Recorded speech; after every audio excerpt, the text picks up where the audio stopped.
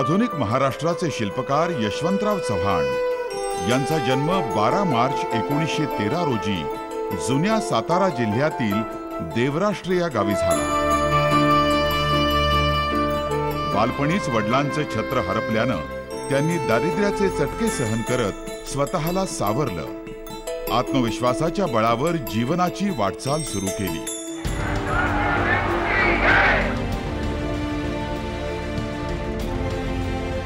राष्ट्रपिता महात्मा गांधींच्या विचारांनी प्रभावित होऊन 1930च्या असहकार आंदोलनात सक्रिय भाग घेऊन शाळेच्या आवारातील झाडावर तिरंगा फडकवला।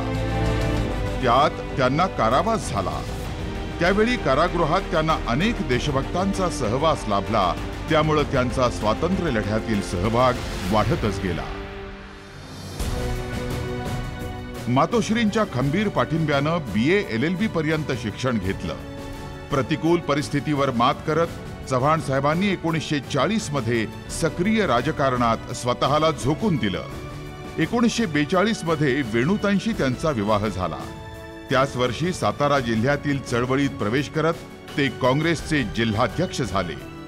वैचारिक ज्ञानाची शिदोरी बरोबर घेऊन यशवंतराव 1946 मध्ये मुंबई विधानसभेवर निवडून आले आणि पार्लमेंटरी सेक्रेटरी झाले।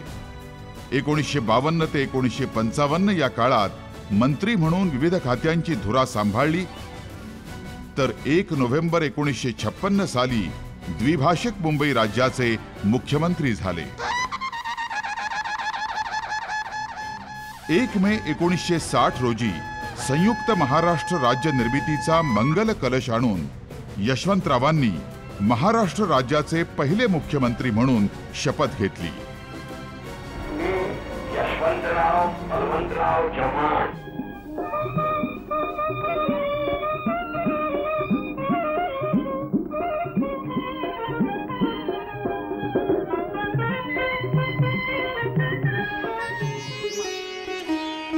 एकोणीसशे 1956 ते 1962 या 6 वर्षांच्या कालखंडात महाराष्ट्राचा विकास हाच यशवंतरावांच्या मनीचा एकमेव ध्यास होता।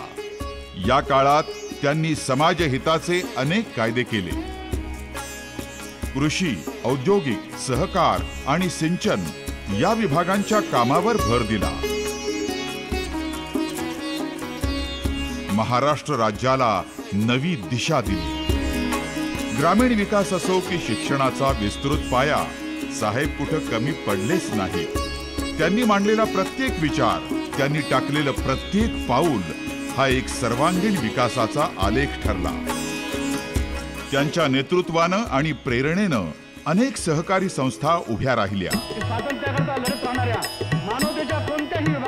1 मे 1962 रोजी जिल्हा परिषद आणि पंचायत समित्यांची निर्मिती करून राज्य विकेंद्रीकरणाचं एक ऐतिहासिक पाऊल त्यांनी टाकलं आणि तेच धोरण देशानंही स्वीकारलं।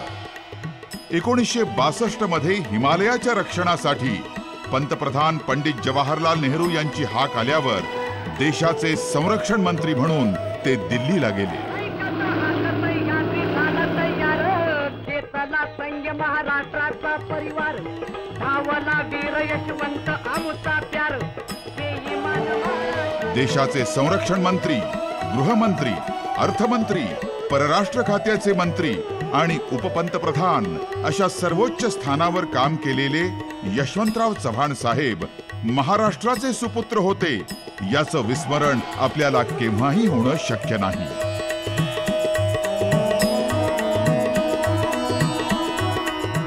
यशवंतराव चव्हाण हे अभ्यासू, विचारवंत, लोकशाहीवादी, मानवतावादी, व्यापक दृष्टिकोनाचे, मुत्सद्दी, राष्ट्रीय आणि जागतिक राजकारणाचा उत्तम अभ्यास केलेले जनमानसातील कर्तृत्ववान नेते होते।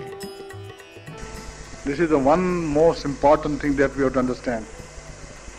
One can be very certain of himself, but unless one presumes that it is quite possible that the other man is also right, there is no possibility of having any dialogue. And democracy in a sense means a process of carrying dialogue. Dialogue between the father and the son. Dialogue between the neighbor and neighbor. Dialogue between master and employee.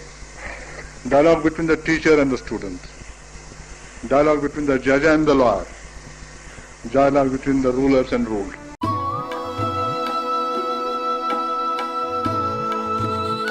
सर्व गुणांची आणि कलेची जाण असणारे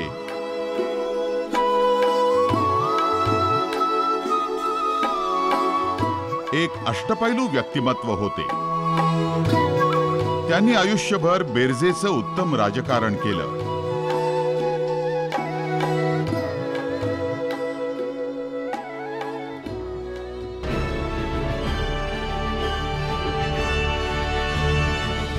यशवंतराव हा महाराष्ट्राच्या राजकारणाचा जवळजवळ 4 तप परवलीचा शब्द झाला होता. यशवंतरावांना उपजतच उत्तमोत्तम साहित्य वाचण्याची आवड असल्यानं ते साहित्यिकांच्या सहवासामध्ये खूप रमायचे.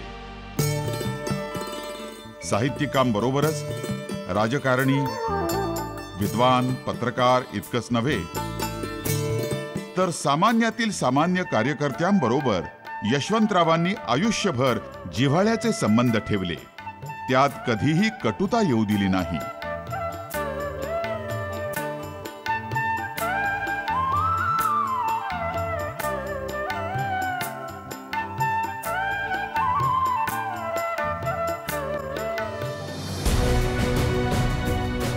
ते आपल्या आयुष्यात राजकारणात, समाजकारणात सर्वत्र आनंद यात्री म्हणूनच जगले.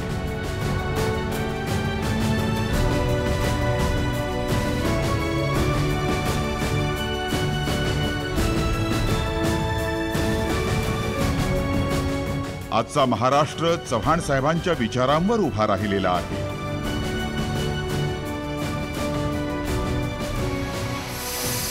प्रगती करतो आहे. त्यांच्या पुरोगामी निर्णयांमुळे लोकशाहीच्या संवर्धनाचं काम घडतं आहे.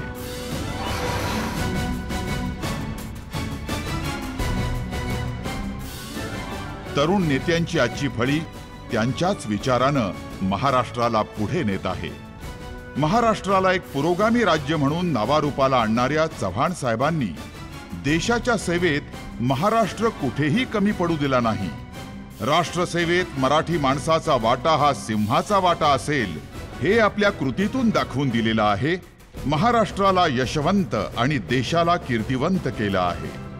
म्हणूनच महाराष्ट्रातला किंबहुना देशातला प्रत्येक नागरिक या महान नेत्याचं ऋण कधीही विसरत नाही.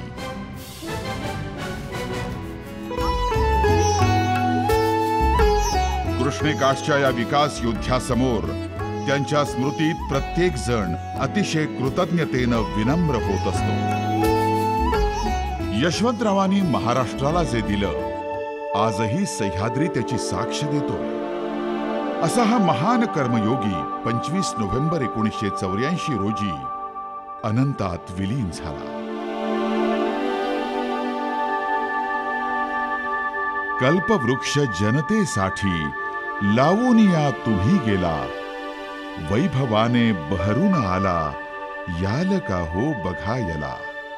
तुम्ही गेला आणिक तुमचे देवपण नावा आले, कृष्णे काठी घर तुमचे तीर्थक्षेत्र काशी झाले.